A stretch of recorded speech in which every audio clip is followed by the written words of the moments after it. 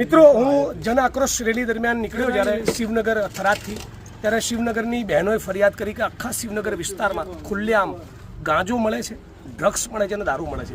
ત્યારબાદ કેટલાક મિત્રો હમણાં જગ્યાએ લઈને આવ્યા. આ બાજુમાં સ્કૂલ છે. કેમેરામેનને વિનંતી કરું કે તમે જરા સ્કૂલ બતાવો. આ સ્કૂલ છે અને સ્કૂલની બાજુમાં આ મકાનમાં અહીંયા આ બાજુ લાવો કેમેરો. આ તમે અંદર લઈ જાઓ.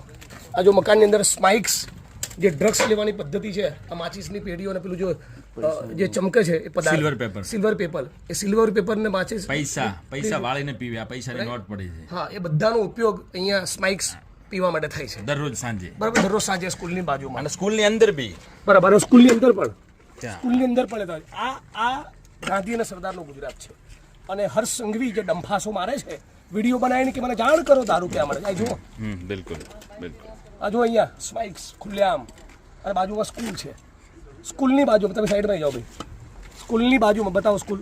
આ સ્કૂલની બાજુમાં અહીંયા આ ઓરડીની અંદર અહીંયા આ ડ્રગ્સ મળી રહ્યું છે. અહીંયા ડ્રગ્સ લોકો પીવે છે.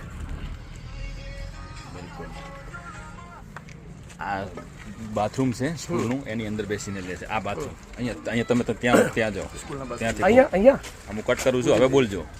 હવે અંદર જતા રહો કૂદીને. ચલો સ્કૂલની અંદર. હા, સ્કૂલના બાથરૂમમાં છે. તો આપણે જાણ કરીએ છીએ. જો બે બધા મિત્રો જે અહીંયા પણ બોટલ પડેલી છે અને બાજુમાં સ્કૂલ છે. આ જો બાળકો બતાવો. અને બાજુમાં અહીંયા ડ્રગ્સ વેચાય છે.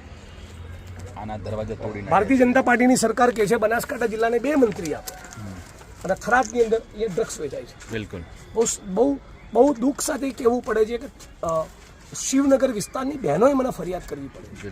તો અહીં તો અહીંના જે પોલીસ કર્મીઓ છે એની જવાબદારી બને છે ને. બિલકુલ. અને શિવનગર વિસ્તારના થરાદના સર્વ સમાજના લોકોને કહું છું કે ડ્રગ્સ અને ગાંજાના વ્યસનમાં તમારા પરિવારના દીકરા ગયા એટલે તમે એમને ભૂલી જજો. એમનું કોઈ ભવિષ્ય નહીં રહે. એટલે વિડીયોના માધ્યમથી સમગ્ર ગુજરાતના લોકોને અપીલ કરું છું, તમારા તાલુકામાં, તમારા શહેરના મોહલ્લામાં, જે પણ જગ્યાએ તમે ગુજરાતના કોઈ પણ ખૂણે છો, જ્યાં પણ તમને ડ્રગ્સ, ગાંજો, ચરસનું વ્યસન જાણવા મળે, પ્લીઝ એને ગંભીરતાથી લો. ફક્ત પોલીસને એક્સપોઝ કરવા માટે નહીં, આપણી અત્યારની અને આવનારી પેઢીને બચાવવા માટે.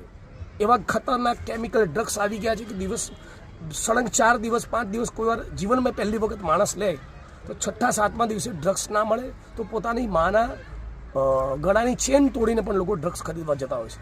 એટલે આપણે ગુજરાતને ઉડતા પંજાબની જેમ ઉડતા ગુજરાત નથી બનાવવાનું. ફરી એકવાર આપ સૌને અપીલ કરું છું, પ્લીઝ ગુજરાતના આપણા બધા જ લોકો સાથે મળીને ડ્રગ્સના દૂષણ સામે લડીએ. અને થરાદ પોલીસને પણ વિનંતી કરું છું કે કોઈ પણ સંજોગોમાં ફરી આવા વિડીયો અમારે બનાવવો ન પડે, એ તમે સુનિશ્ચિત કરો.